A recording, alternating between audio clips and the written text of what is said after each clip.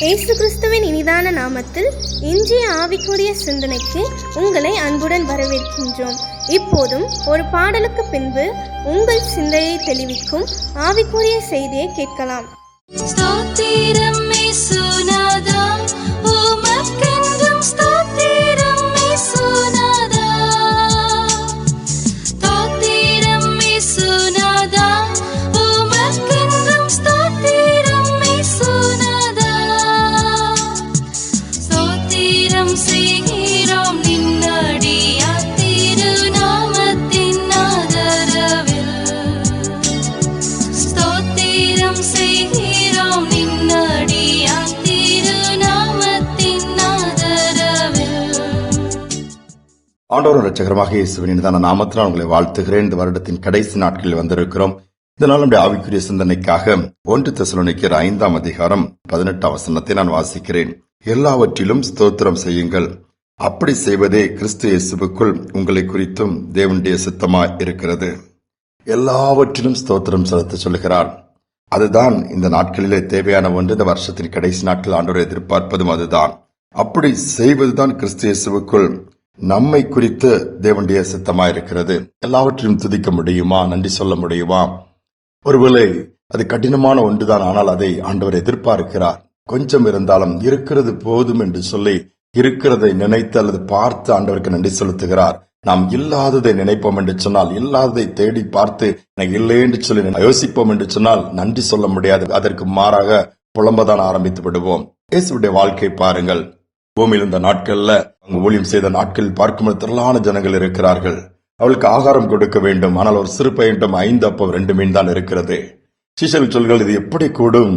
புருஷர்கள் மட்டுமே 5000 பேருக்கு அதிகமா இருக்கிறார்கள். அவருடைய மனைவிகள், பெண்கள், சிறு குழந்தைகள் ஏராளமான பேர் இருக்கும்போது 5 அப்பம் 2 மீனால் ஆண்டவர் என்ன பண்ணுகிறார்? இவ்வளவுதான் இருக்கிறது, என்ன செய்வது என்று புலம்பவில்லை. அதை கையில் எடுத்து, இவைகள் இருக்கிறது, இது போதும், இதை வைத்து நீர் ஆசீர்வதிக்க முடியும் என்று சொல்லி பிதாவை நோக்கி பார்த்து ஸ்தோத்திரம் சொல்லுகிறார். அவைகள் பெருகுகிறது. எல்லோரும் அதை புசித்து மீதியான துணிக்கு எடுக்க முடிகிறது. லாசரின் கல்லரண்டைகளை போய் அங்கும் அவர்தான், பிதாவை என் ஜெபத்திற்கு நீர் பதில் கொடுத்ததற்காய் விண்ணப்பத்திற்கு செவி கொடுத்தலால் ஸ்தோத்திரம் என்று சொல்லுகிறார். நடந்தது என்ன? அங்கு மரித்த சரீரம் இருக்கிறது, அதற்குள் ஜீவன் வந்து விடுகிறது. ஜீவன் இல்லையே என்று சொல்லி அங்கலாய்க்கவில்லை. இந்த மரித்த சரீரத்துக்குள் ஜீவனை கொண்டு வர தேவனால் முடியும் என்கிற ஒரு நம்பிக்கை, இந்த விசுவாசம், இதைதான் ஆண்டவர் எதிர்பார்க்கிறார். இருக்கிறத பெருக வைக்க, இல்லாதது நமக்கு கொடுக்க முடியும். கொஞ்சம் இருந்தால் அதை பெருக்கத்தை ஏற்படுத்த முடியும். நாம் என்ன நினைக்கிறோம்? மாறாக தான் யோசிக்கிறோம், நினைக்கிறோம், பார்க்கிறோம். இந்த கடைசி நாட்கள்ல இந்த வருஷத்துல வந்துட்டோம். நம்ம ஆண்டவரை பார்த்து எவைகள் நடக்கலையோ, இது எதிர்பார்த்த நடக்கல, இது கைக்குடி வர நடக்கல, இது தடையாயிடுச்சது, தோற்று போயிருக்கலாம். நீங்கள் எதிர்பார்த்த விருப்பப்பட்ட காரியங்கள் நடைபெறாமல் இருக்கலாம். அதிலும் ஒரு கர்த்தர் அதில் ஒரு நன்மை வைத்திருக்கிறார். நன்றி சொல்லி பாருங்க. இதுவரை நடத்தினீங்களா, இதுவரை கொடுத்தீங்களா, உதவினீங்களா, பலப்படுத்தினீங்களா அப்படின்னு சொல்லி ஆண்டவர் சொல்லி பாருங்க. நிச்சயமாய் காரியங்கள் கைக்கூடி வருவதை பார்க்க முடியும். ஒரு அருமையான குடும்பம் அந்த பிள்ளைக்கு எப்படியாவது திருமணத்தை நடத்தி வைத்து விட வேண்டும் என்று சொல்லி கடந்த ஆண்டு கடைசியிலே திட்டமிட்டிருக்கிறார்கள். திட்டமிடும் பொழுது அந்த ஆண்டு முடிவு ஆரம்பித்துட்டு, ஆனால் கைக்குடி வரவில்லை. வயதாகி போயிட்டு அந்த தாய் புலம்ப ஆரம்பித்து விட்டார்கள். எல்லா பிள்ளைகளுக்கும் கல்யாணம் ஆகுதுங்க, நம்ம பிள்ளை தாங்க இந்த வருஷம் ஆகல, என்னங்கன்னு சொல்லும் போது அந்த தகப்பன் பேச ஆரம்பித்தாராம். ஆண்டவருக்கு பயந்த மனிதன், நீ ஏன் புலம்புகிறாய்? பிள்ளைக்கு எல்லா தகுதியும் இருக்குது, திருமணம் பண்ணி வைக்கக்கூடிய வசதிகளை கர்த்தர் நமக்கு கொடுத்திருக்கிறார், அதற்கு நன்றி செலுத்து. எத்தனையோ பிள்ளைகளுக்கு திருமணம் செய்யக்கூடிய ஏற்ற ஒரு சூழ்நிலை இல்ல, சரீரத்துல சுகம் இல்ல, இன்னும் அவங்களுக்கு தேவைகள் சந்திக்கப்படுற அளவுக்கு வசதிகள் இல்ல. நமக்கு எல்லாத்தையும் கொடுத்திருக்கிறாரு, மாப்பிள்ளை மட்டும்தானே கிடைக்கல, ஆண்டவர் கொடுப்பாரு என்று சொல்லி நன்றி சொல்லிப்பாரு. இருக்கிறத நினைச்சுப்ப நன்றி சொன்னா இல்லாத கூட கர்த்தர் கொடுத்துருவாருன்னு சொல்றாரு. உடனே இந்த சகோதரி அதை கேட்டு, சரி ஆண்டவரே, உம்மால் முடியும், இவ்வளவு வசதி, இவ்வளவு சூழலை இல்லாம எத்தனையோ பேர் இருக்கிறாங்களே, எங்களுக்கு மட்டுமா நடத்தி வரீங்களா, ஸ்தோத்திரம் செலுத்த ஆரம்பிச்சாங்க. வருடம் பிறந்தது. புது வருடத்துக்குள்ள போய் 1 மாதம் கூட ஆகவில்லை. நல்ல ஒரு மணமகன் வீட்டாரை கர்த்தர் அனுப்பினார். திருமணத்தை நேர்த்தியாய் முடித்து வாழும்படியா வைத்தாராம். அவர்கள் நன்றி சொல்லி ஆண்டவரை மகிமைப்படுத்தின காரியம் ஆச்சரியத்தை ஏற்படுத்தியது. அதான் உண்மை. ஒருவேளை நீங்க இந்த வருஷத்துல எதிர்பார்த்தது கைக்குடி வரலையா, வீடு கட்டணும்னு நினைச்சேன், அல்ல இந்த பிசினஸ் எப்படி டெவலப் பண்ண நினைச்சேன், அல்ல இந்த ஒரு அற்புதம் நடந்துரும் நினைச்சேன், இந்த காரியங்கள் வாய்க்குன்னு நினைச்சேன், முடியல, இன்னைக்கு இப்படி ஆயிட்டுனா, ஆனா அதற்கான சூழ்நிலைகளை கர்த்தர் வச்சிருக்கிறாரு. அதற்கு நன்றி செலுத்துங்க. சுகம் இல்ல, பலவீனமாயிட்டா, நல்ல மட்டுமா ஜீவனை வைத்திருக்கிறாரா, நன்றி சொல்லி பாருங்க, சுகம் வந்துரும். சமாதானம் இல்லையா, சந்தோஷம் இல்லையா, இன்னைக்கு குடும்பத்தை கர்த்தர் கொடுத்திருக்கிறாரு, சொல்லி நன்றி சொல்லி பாருங்க, எல்லாம் உள்ள வந்துரும். இல்லாததை நினைச்சு கவலைப்படாதபடி இருக்கிறத நினைச்ச ஆண்டவருக்கு நன்றி செலுத்துங்க.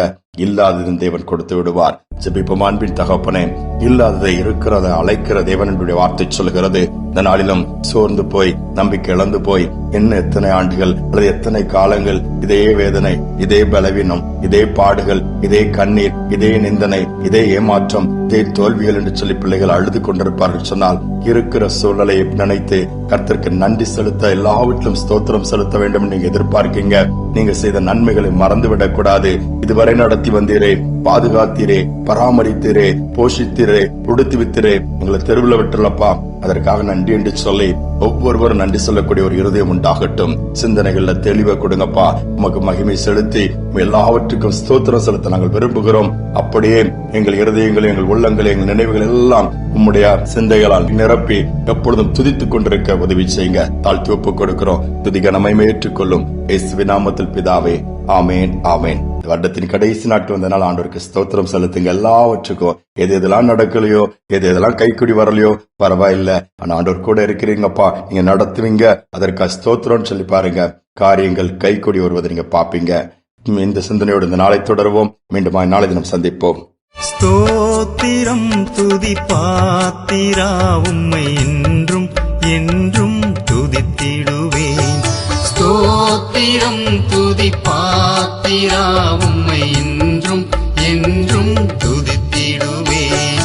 காத்தீரே என்னை கருத்தாக, வழுவாமல் என்றும் உமக்காக. காத்தீரே என்னை கருத்தாக, வழுவாமல் என்றும் உமக்காக.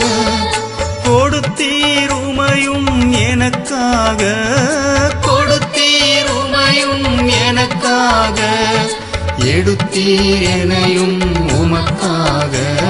ஸ்தோத்திரம் துதி பாத்திரா, உம்மை